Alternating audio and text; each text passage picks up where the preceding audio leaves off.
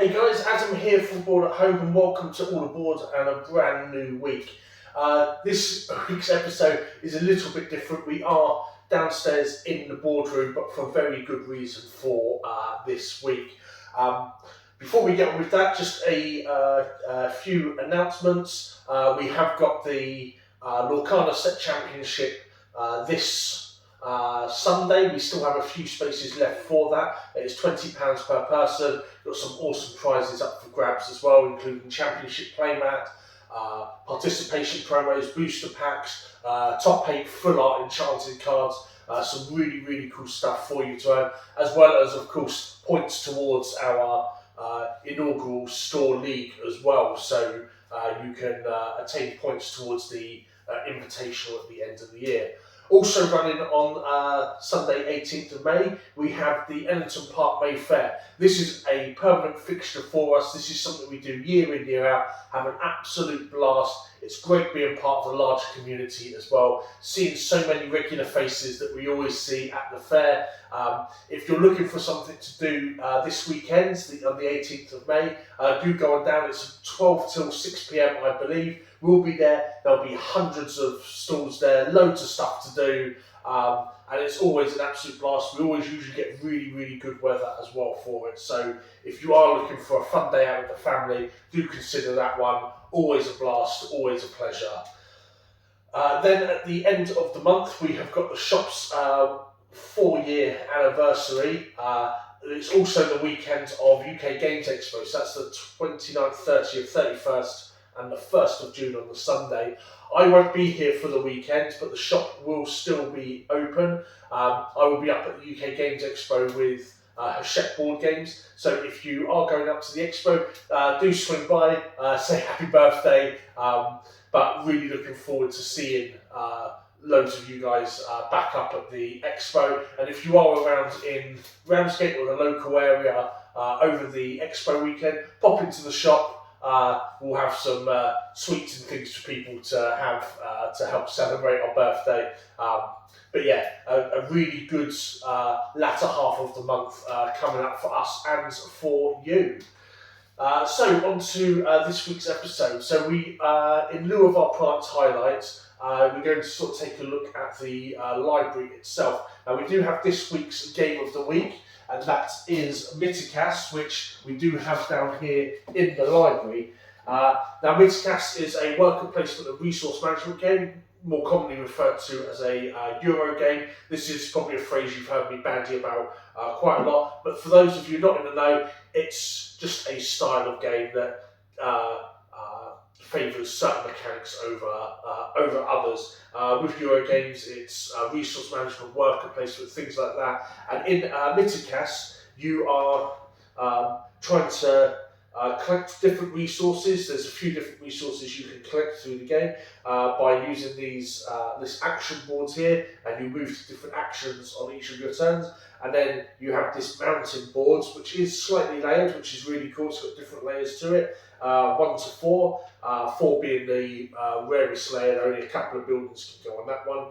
And the objective is to either be the first one to construct all of your buildings, all your cities and your temples, or be the person to take the last spot available on the board. When that happens, you trigger the end game. You use your own personal board to help with the scoring as well, so there'll be multipliers that you'll be using, as well as point values depending on where in the structure in the hierarchy you built your temples and cities.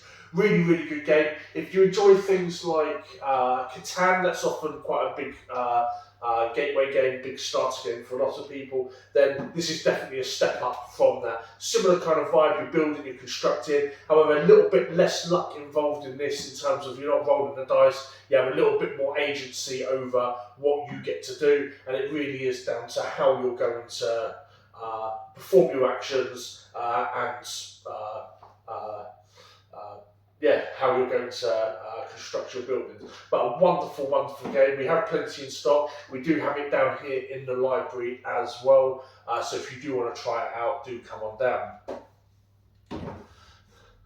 So onto the library. So over the years, we have carefully curated this library for people to use. do see a fair bit of usage with it. However, we've had a bit of I guess a little bit of a lull in terms of our board games club, so I thought maybe it's time to sort of do a refresher, kind of show people the kind of stuff that we do have here. Maybe it's just a case that people want to take a look and what have you. In our library, as I said, we've carefully curated it. We've had part of that curation is can they play this game in a reasonable time at the shop, have a good time with it, learn how to play it, and not get bogged down in the rules and end up being frustrated and feeling like they've wasted their time. So we had games like Root in our library, for example. Root is an amazing game, really, really good fun. It's a worker placement game, resource management. There's a bit of area control as well, a bit like Risk, games like that. However, a very impenetrable game for almost everyone. You almost always need someone who knows how to play the game in order to teach you the game, and it just comes with such a high barrier to the point where we were looking at it, actually became one of the least played games in the library. At that point, you wonder, is it worth having this game in the library for the sake of having this game in the library?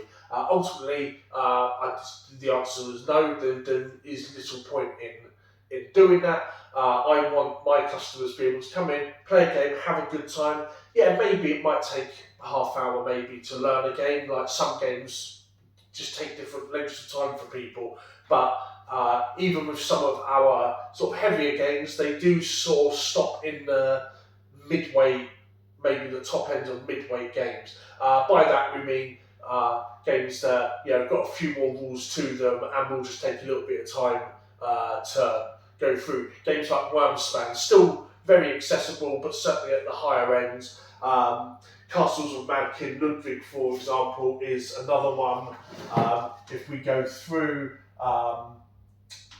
let's have a look. Things like Salt and Sea, for example, Three Ring Circus, stuff like that, where we're sort of sitting at the top end of where we want to be. We're kind of just pushing that limit there, and really those are the kind of games. It's like, okay, we've played a lot of the others, let's kind of go up a step. But the majority of our games are sitting in that midway to lightweight category, because again, I want you to be able to play as many of these games as possible and really get a chance with them.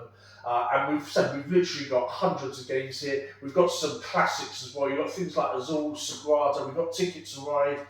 We even have, just behind me here, we have the classics, your Monopoly and Cluedo and such like that. We've got things like Quirkle, which often is one that I will recommend to people, alongside things like King Domino and Cities as sort of really good starter games. Dice Hospital, that's one of our most played games in the library since we've opened. Just absolutely good fun with that one. And the list goes on. If you want some sort of strategy, we do have Unmatched. We've got a load of small box games, and this isn't even everything. We do have stuff elsewhere in the games room.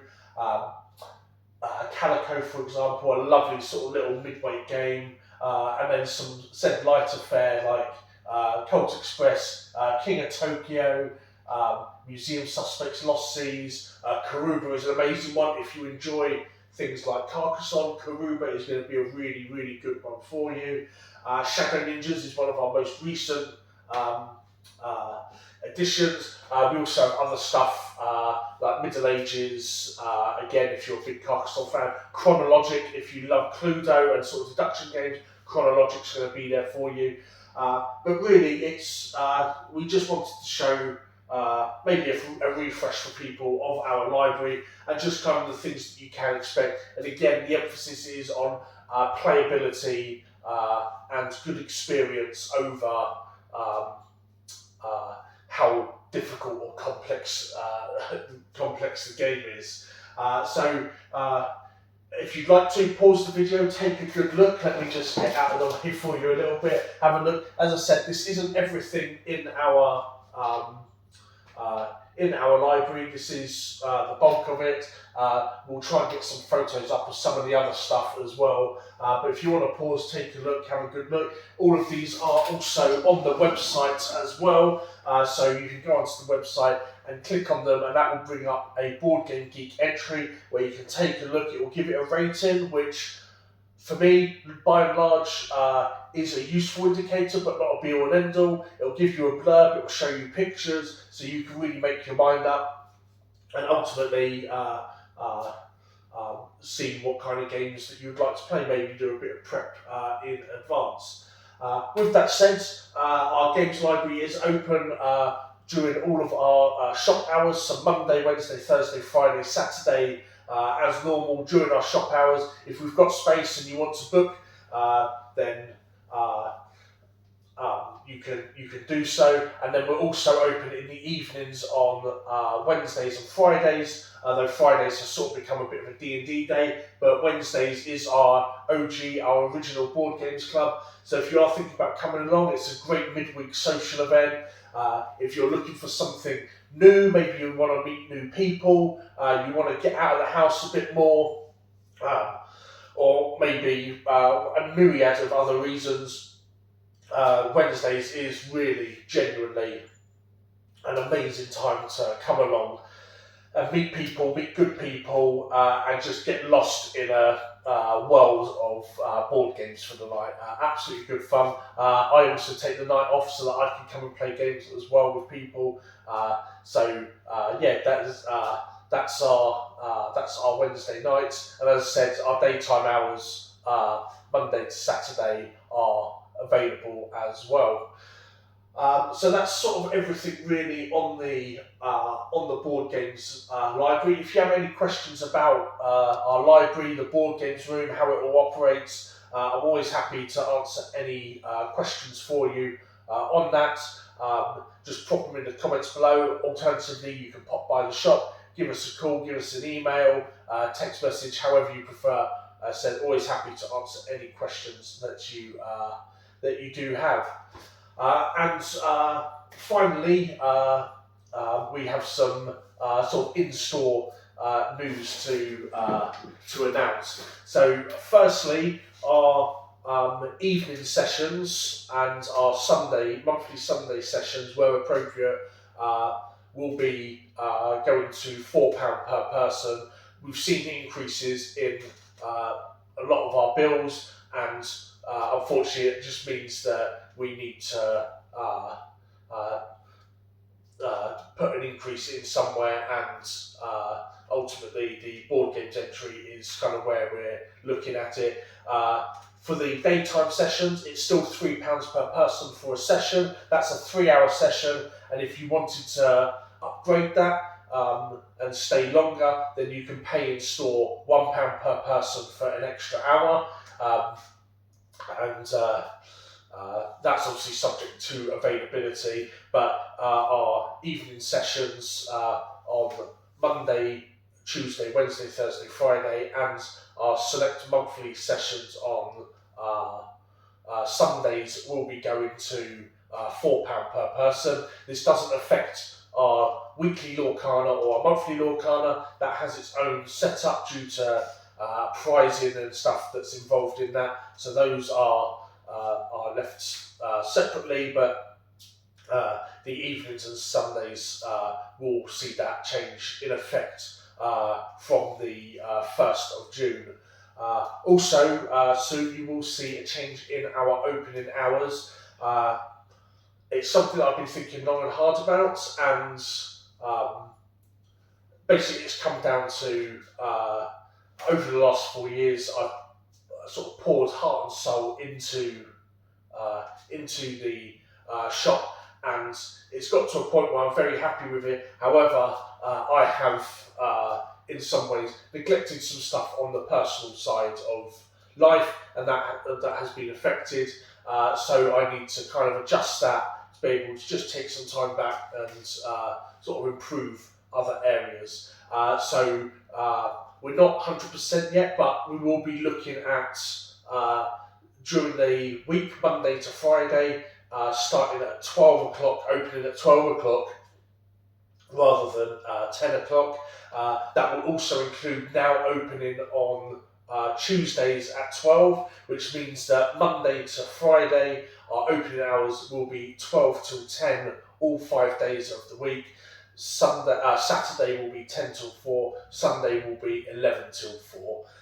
That's how we'll be looking at that. I don't know when I'll be putting that into effect, but it's just sort of forewarning that that's what we'll be doing. I also looked at the sales data, and predominantly going back even just before Christmas, very few sales in those 2 hours at the start of the day. So we were able to kind of make that decision, of sort of informed decision there. It does mean that, as I said, I'll be opening up on Tuesdays as well. So really just taking those hours from Wednesday to Friday and chucking them onto Tuesday instead.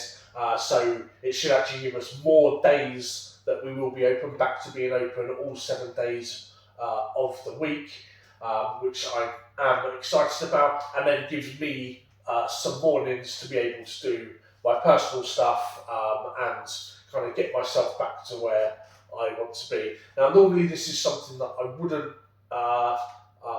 discuss, but I feel that I owe it to the amazing community that we've got here, the people that watch these videos, that share our content, that come to our events, that shop here, just to let you know, give you a heads up that